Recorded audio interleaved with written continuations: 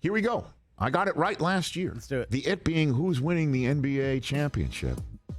Who wants to go first? You go first. I go first. Yeah. So I guess since I got it right last year, and since I won the Rich Eisen Show Fantasy League as well. I had no idea. I mean, I was living my best life. Who had any? I mean, I did that en route to Michigan beating Ohio State, and it's still going. It's still going. That's why I living my best life. That's why I dubbed you a basketball guy. Okay, nobody said last year the Warriors were going to win when I said the Warriors are going to win. Stephen A. claims he did, Rich. Okay, then I'll take him at his word. That's what he's claiming. Here we go. I'm going to, and just because I just proclaimed my love for my newfound love, I'm becoming a Memphis Grizzlies fan. I'm going to take John Morant to win the MVP, but their process of winning as well as they go, I hope that they will, and Morant being the MVP of the league, they're going to get derailed in the playoffs by the defending champs who are going to win it all again. I'm going with the Warriors winning it again. Oh, wow. And they're going to beat the Atlanta Hawks. I don't have the Atlanta Hawks coming out of the East. Nobody's talking about them either. Ooh, wow. Last year, no one was talking about the Celtics at this time. I have a feeling like Trae Young and Murray and Nate McMillan is going to be Coach of the Year type stuff. They're going to be seated high enough where people are going to have to go in Atlanta, and it's going to be tough to knock them off. And I think Atlanta's going to make it all the way through, and the Warriors are just going to teach them how it's done for the future. And Paolo Banchero, that's my guy, out of Duke. Yeah.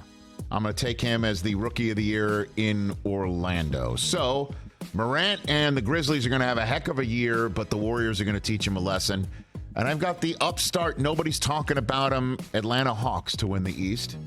I might be wrong. That is crazy. But I just decided I'm going to throw it out there and see if it sticks. Won't that be fun? Wow. Why not?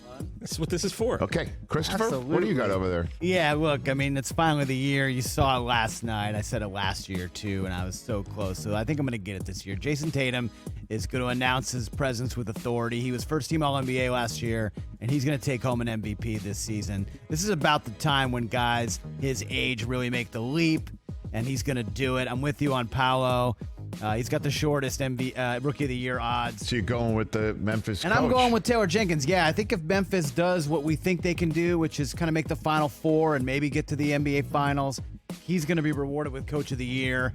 And look, they're the betting favorite, and I'm going to stick with my squad despite the offseason turmoil. I think the Celtics defeat the Warriors, pay back last year, and get banner 18. Well, if you think, hold on a second, just real quick, and I obviously appreciate Taylor Jenkins of my Memphis Grizzlies being chosen as Coach of the Year.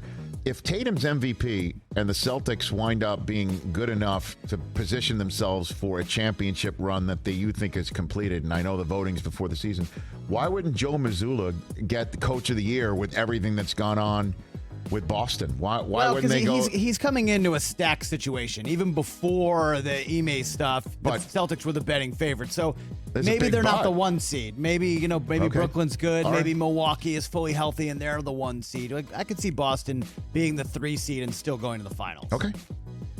TJ, sir, you have the floor. Yes, sir. It's really weird how close we have all these picks. We don't look at each other's picks, but pretty dead on a lot of these.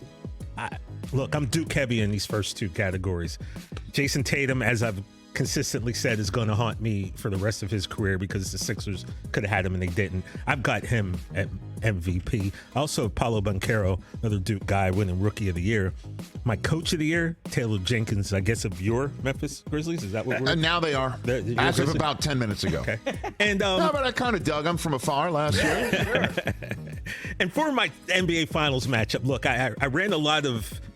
I did a lot of work. I put a lot of Did you? Because statistics. I thought you gave your answer to the crew to make up for the graphic about 40 minutes before the show. That was a lot of work. No, well, when did you turn yours in? Same thing, but I'm not sitting here saying I crunch numbers like. Well, I'm just saying, like I'm an analytics man. Well, because I didn't email it, I did. I have a model, Rich. I have a model. You have a model? I put the numbers in. I didn't know. And according to my model, my on Instagram, you have that model? Yeah. Okay. My 23-year wish, the 23-year journey is going to come to fruition, guys. And we're going to get an NBA Finals matchup of the Philadelphia 76ers and the Los Angeles Clippers. Oh, and who's going to win? The winner's going to be me because... Even when you lose, I win. I mean, I'm saying it doesn't matter. One of these two teams is winning, and I'm going to be the happiest guy on earth. And that is my NBA final matchup. And that is me, by the way, guys, at the 2009 NBA draft, where Blake Griffin was drafted number 1. I wore a Sixers photo. jersey and a Clippers And jersey. you provided that photo for this graphic. Well, who else could have Okay, provided? very good. not a By the Getty way, image. let's just say, Yeah, it's not Getty, hold on a bro. second. If this happens, amazing. do you think Doc Rivers will be the number 1 interviewed person or what for that finals? Hey, Doc, what do you think? You're back in the finals. You're taking on the Clippers. Look who's Your standing in former your team. way. Right. Okay. I, as you know, have been spending the last several weeks thinking about this. Even when you lose, I win. And I looked at you last week and I thought to myself, I told you I was talking myself into the Clippers winning Yeah, the West. what happened? What happened was I just thought that if there's any team that's going to wind up using what happened between Draymond Green and Jordan As Poole to their motivation. benefit, it's this team. And that I just thought to myself, I always think about narratives, and that's a hell of a narrative to play out in the NBA Finals. If it is Doc's former team and Doc's current team coming in and playing for each other, Look, it's it's the a pipe dream the for me, TJ Rick, final. you know? No, but it is. Kawhi and It's all about the Larry O.B. absolutely that team can put it together.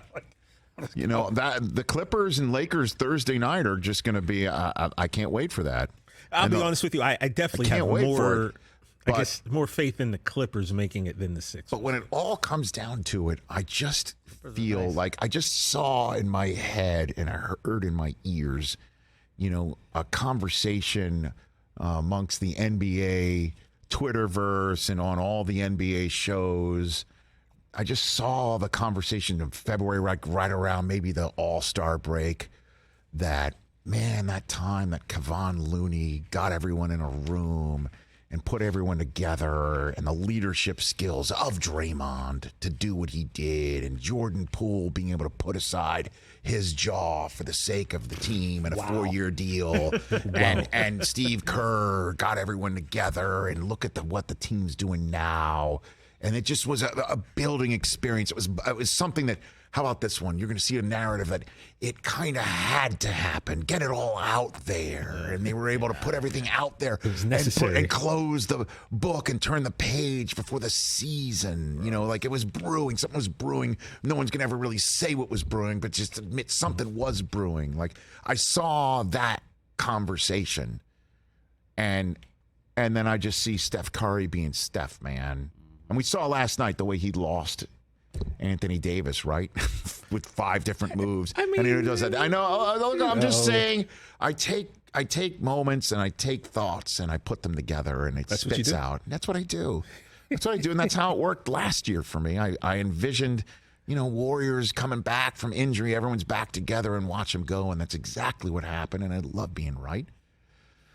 It's not really I don't know about humble the of you. Hawks. The Hawks, I just figured, there's got to be somebody you don't see coming, right? Yeah. There's usually somebody you don't see. How about Murray and Young? Nobody talks about it. No, that's a kind of an exciting young straight. backcourt. Damn straight. You know another team nobody's talking about? There are Cleveland Cavaliers, too. What's that going to look Yeah, like? people are excited about that. Nobody's talking about that. There's always going to be a newfangled Eastern Conference. The Hawks were kind of that 2 years ago. We all know the Raptors. Kind of a surprise. Year run that before. they had, yeah. Right? Heat. Heat are always in It's a team contention. that definitely took my advice and didn't break their team up for Giannis. He'll be in the mix. But ever since that awful Giannis take, I've been on a roll. You have. Thank you. You have.